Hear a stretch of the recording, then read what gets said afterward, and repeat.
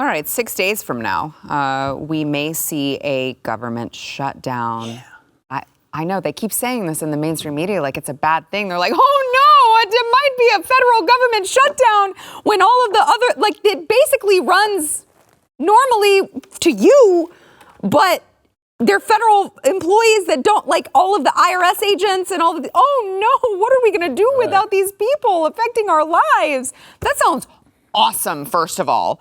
But they always come up with these 11th hour bipartisan spending agreements. And this one in particular that they may come up with could actually be a catch-22 for Kevin McCarthy, Speaker of the House Kevin McCarthy, because if he does agree to the spending that the Democrats want him to, Matt Gaetz is like, yeah, we're going to file a motion for him to vacate his position as Speaker of the House. So I want to play Matt Gaetz on Sunday morning with Maria Bartiromo. You got it. Thank you. On Fox. Ask me. I love her. Do you? Oh, yeah. So she spoke with him on Fox News about pursuing this, the government shutdown and why he's standing strong. Here's what he had to say. So tell me why you are threatening Speaker McCarthy and trying to shut down this government at a time that the Republicans have finally gotten some upper hands here in terms of wins, able to investigate President Biden on what looks like bribery.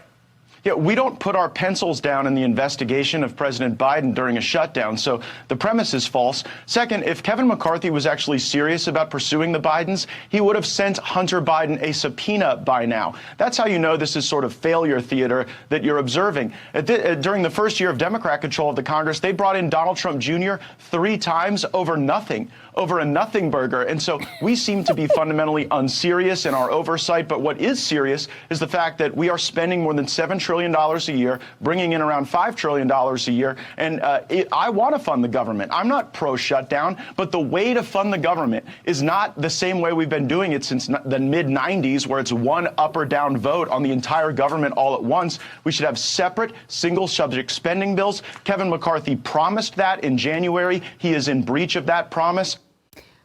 In Matt Gaetz's defense, or to his credit, I should say, why else did those, 18, 20 Republicans that held strong whenever McCarthy thought, like, I got this in the bag, I'm obviously going to be Speaker of the House, and they held strong and made them come to the table with all of these demands. And one of them was that, it only takes one of us to file a motion to vacate. So if you screw up on any of these promises that you are giving us right now, we're going to follow through with that mechanism. Like, what is the point of negotiating all of that if nobody actually intends to follow through with it, I would say. Yeah, I mean, and Gaetz has that punchable face. I've said that so many times, that smug look that you just want to smack, but you got to love it too. Because he will, you got to give it to him. Yeah. He's the Newsom of the GOP. It's like you got California and Florida, and the slickness or his conversion. I'm like, it's a slickness conversion. It's so true. Because it's so greasy.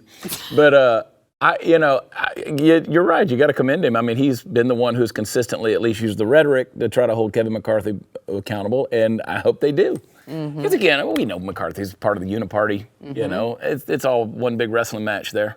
Well, the jokes really tell themselves on this, and it's hard to keep perspective. I think that the natural compromise, given the interests of the two parties, is you shut down the U.S. government, and then you just transfer a sliver of that budget over to keep the Ukraine government going. That's right. And everybody's happy. Yeah. Everybody's happy. The laundromat stays open. Yeah, laundromat has to stay open. It is interesting, though. I mean, Gaetz wants to be more powerful to keep the heat off of him. Lots of people trying to take him out of the race.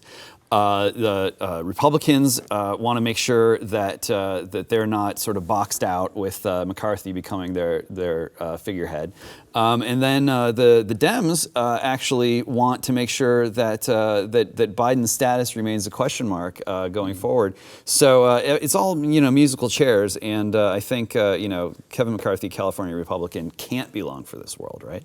Yeah, the thing that perplexed me with this McCarthy thing was Marjorie Taylor Greene, who was just always considered so far right.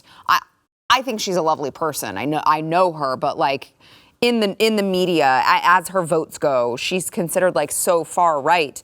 And she, when all of the speaker stuff was going on, was like, let's vote for McCarthy. I think he's Oh, great. they were And that was they were thunder buddies. It was so weird to me. Yeah, it was weird. They were snuggled up awful close. I mean, she obviously wanted that to happen. But why? I don't know. I mean, obviously there was some sort of a deal that was brokered. I just wish I deal knew was what it there. was. Yeah. So anyway, Things I'd like to know. about the inner workings of Washington. Well, I would like to know where James got that shirt. Like, I'm really digging that denim right there. We can talk about that offline. That is your kind of shirt. If you like that clip, there is plenty more where that came from. Click the link in the description below to subscribe to the News and Why It Matters YouTube channel to watch the full episode.